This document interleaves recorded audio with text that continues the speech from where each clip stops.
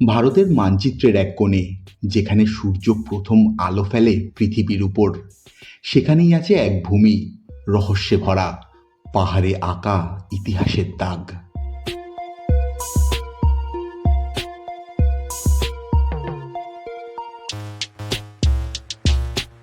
আর আমরা বেরিয়ে পড়েছি সেই লুকোনো গল্প খুঁজে পেতে। This is Arunachal.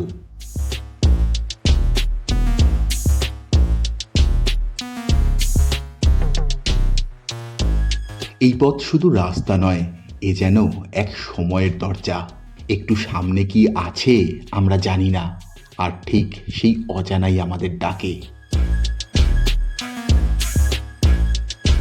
সমুদ্রপৃষ্ঠ থেকে প্রায় 10,000 ফুট উপরে, তিব্বতের প্রভাব, ভারতীয় আত্মা আর শতাব্দীর পুরনো প্রার্থনা। লোকেরা বলে এখানে প্রতিটা ঘন্টার শব্দে ইতিহাস জেগে ওঠে। কিন্তু এই শান্তির নিচে লুকিয়ে আছে যুদ্ধের গল্প।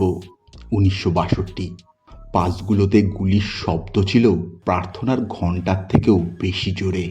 এ মাটি শান্ত, কিন্তু ভুলে যায়নি। এখানে বাতাস পাতলা, কিন্তু অনুভূতি ঘন। যে সৈন্যরা ফেরেনি তাদের পদচিহ্ন আজও বরফের নিচে।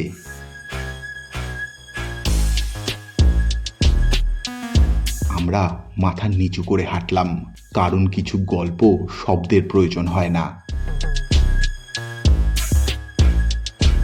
মানুষ এখানে শহর থেকে দূরে, কিন্তু জীবন থেকে নয়।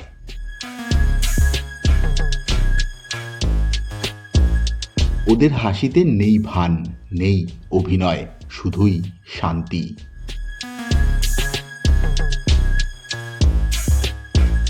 তারা বলে যদি পাহাড়ের উপাসনা করো, পাহাড় তোমাকে বদলে দেবে। আর সত্যি, আমরা বদলাতে শুরু করেছিলাম।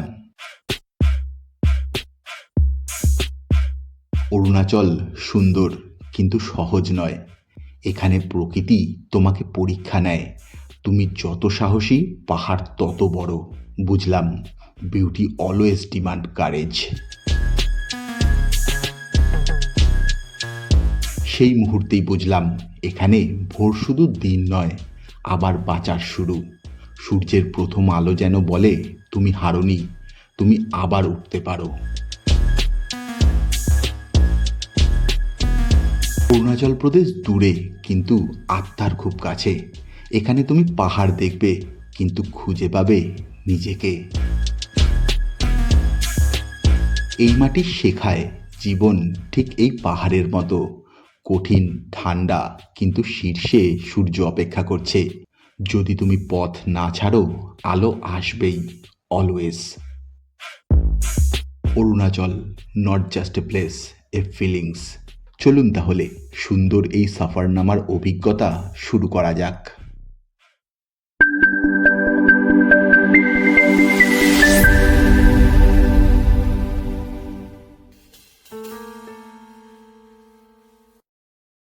কেউ জানে না প্রতিটা রাস্তায় কত গল্প লুকিয়ে থাকে।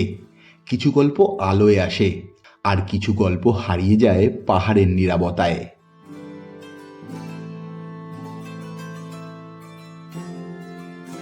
আজ আমরা যাত্রা শুরু করেছি সেই রাস্তায়, যেখানে শুরু হয় অ্যাডভেঞ্চার, হিস্ট্রি আর নিজের ভিতরের অজানা এক সত্যের সন্ধান।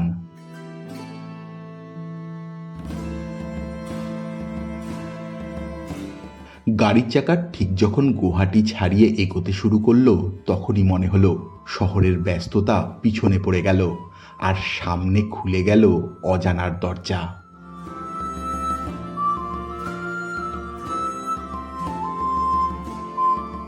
ব্রহ্মপুত্রের বিশালতা যেন মনে করিয়ে দিচ্ছিল, সামনে যা আসছে তা শুধু একটা রোড ট্রিপ নয়, এক ধরনের পরীক্ষা।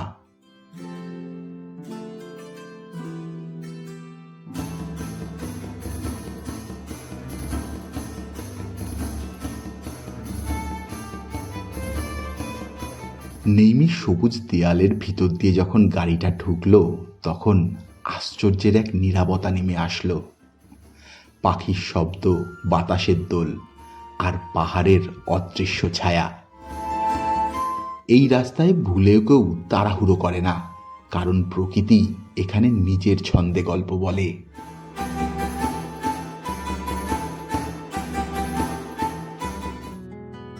তখন আসামের রাস্তা দিয়ে ছুটছে গাড়ি। আমাদের ড্রাইভার জিতুজি বলল, সামনের ডান দিকে সরু রাস্তায় ঢুকবেন একবার, আপনাদের মহাদেবের কাছে নিয়ে যাই। বিশ্বে হাজারো মন্দির আছে, কিন্তু কিছু জায়গা আছে যেখানে মানুষ প্রার্থনা করতে যায় না, তারা যায় নিজেকে খুঁজে পেতে। আজ যেখানে যাচ্ছি সেখানে নাকি জীবন ফিরে আসে। এটা কি সত্যি নাকি গল্প? উত্তরটা আমরা আজ খুঁজে বের করব। গুয়াহাটি থেকে ভোরে বেরিয়ে আমি বুঝতে পারছিলাম না আজ একটা সাধারণ ট্রাভেল শ্যুট নাকি আরও কিছু গভীর।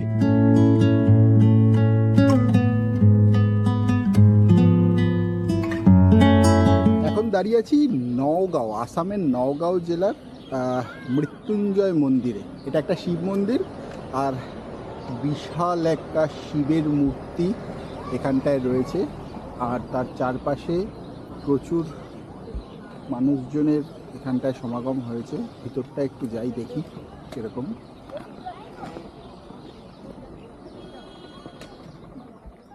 কেউ আমাকে বলেনি কেন এই মন্দিরের নাম মৃত্যুঞ্জয়। শুধু একটা কথা শুনেছিলাম, যে এখানে আসে সে কিছু হারিয়ে আসে আর কিছু খুঁজে ফিরে যায়।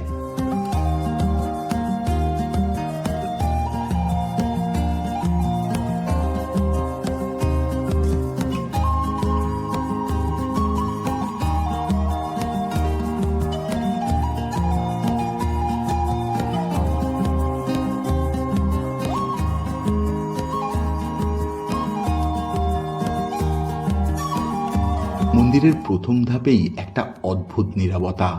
এটা সেই নীরবতা না যে সব স্তব্ধ, এটা সেই নীরবতা যেখানে মানুষ নিজের ভাঙা গল্পগুলো ভিতরে নিয়ে আসে।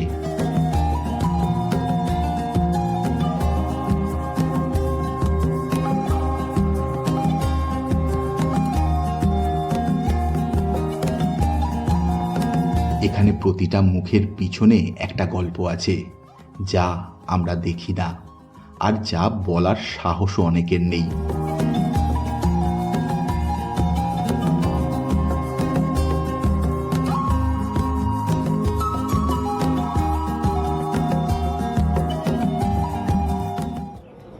এই মন্দির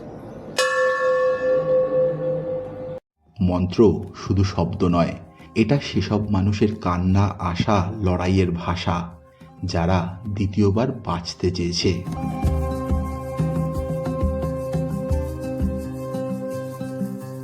পাণ্ডুলিপিতে বলে মৃত্যুঞ্জয় যে মৃত্যুকে জয় করেছে। এই মন্ত্র প্রাচীন ঋষিদের ছিল মানুষের জীবন রক্ষা, মানসিক শান্তি আর ভয় কাটানোর পথ। গুয়াহাটির এই মন্দির সেই অনুভূতিটাকেই বাস্তবে পরিণত করেছে।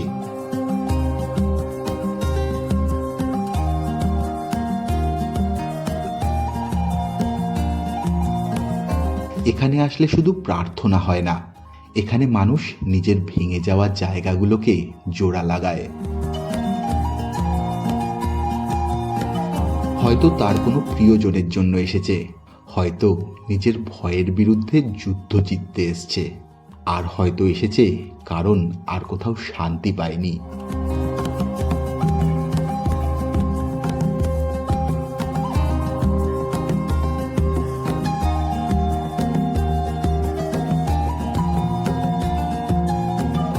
আমি তখন জানতাম না আমি এখানে কি খুঁজতে এসেছি। যখন প্রথম ওকে দেখলাম, বুঝলাম এই মূর্তি শক্ত পাথরের নয়, এটা মানুষের আশা দিয়ে গড়া। আমি বুঝে গেলাম আমি এসেছিলাম কিছু খুঁজতে, আর সেটা ছিল শান্তি, নিজের ভয়কে হারানোর শক্তি।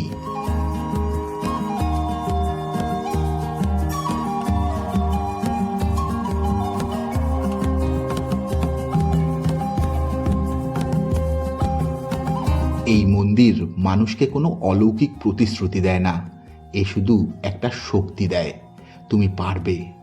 জীবন যত কঠিনই হোক তুমি হারবে না, কারণ মৃত্যুঞ্জয় মানে ভয়কে জয় করার সাহস।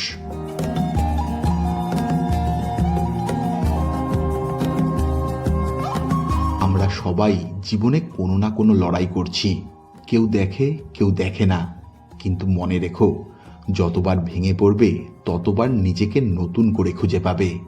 এটাই মহামৃত্যুঞ্জয়ের শিক্ষা।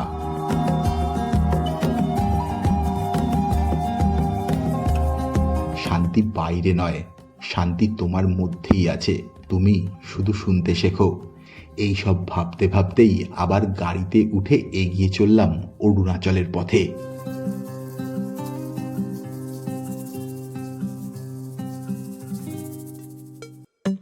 এ পথের প্রতিটা বাঁকে আছে ইতিহাসের এমন কিছু চিহ্ন যা টেক্সট বুকে লেখা থাকে না। যুদ্ধের সময়, সীমান্তের সময়, মানুষের বেঁচে থাকার সময় এ জঙ্গল সব দেখেছে। আর আজও সেই স্মৃতি লুকিয়ে আছে গাছের পাতায়, নদী স্রোতে আর পাহাড়ের নীরবতায়।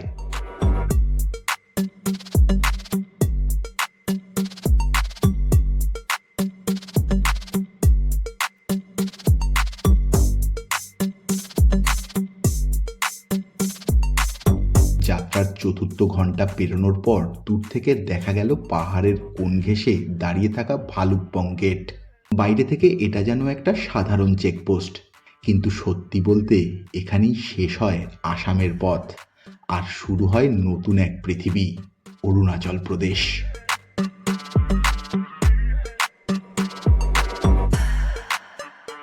গেটটা পার হওয়ার সময় বুঝলাম কত মানুষ এই পাহাড়ি পথ ধরে প্রবেশ করেছে, আবার কত মানুষ ফিরে গেছে ভিন্ন মানুষ হয়ে।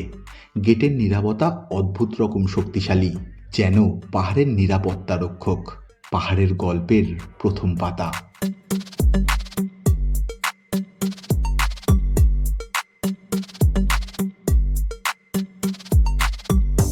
গেট পার হতেই চোখে পড়ল কামিং নদী। যদিও তখন অন্ধকার হয়ে গিয়েছিল, স্পষ্টভাবে দেখা না গেলেও বুঝতে পেরেছিলাম নদীটা যেন রাগী আবার শান্ত, যেন বলছে পাহাড় তোমাকে কিছু শেখাবে, কিন্তু বিনা পরীক্ষায় ছাড়বে না। নদী আর পাহাড়ের লড়াই এই জায়গাকে বানিয়েছে শক্ত, অথচ অদ্ভুতভাবে সুন্দর।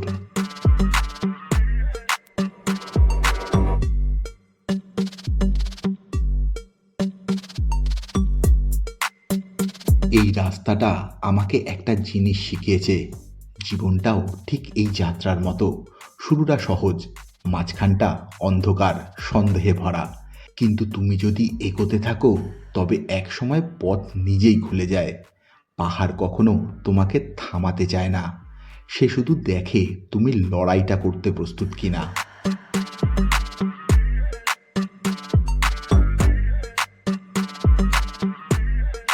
ফাইনালি এসে পৌঁছালাম।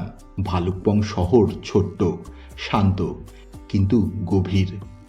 এখানকার মানুষ, তাদের হাসি, তাদের সরলতা যেন পৃথিবীর আজকের ব্যস্ততার বিরুদ্ধে এক সরল প্রতিবাদ।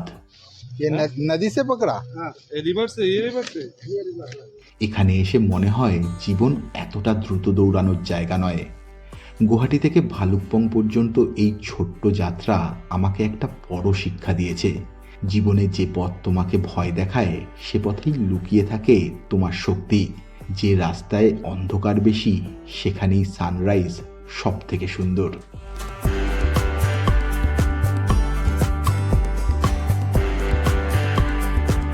আর যতক্ষণ তোমার ভিতরের ভয়কে তুমি জয় করতে পারছো, ততক্ষণ কোনো পাহাড়ই তোমার পথ আটকে রাখতে পারে না।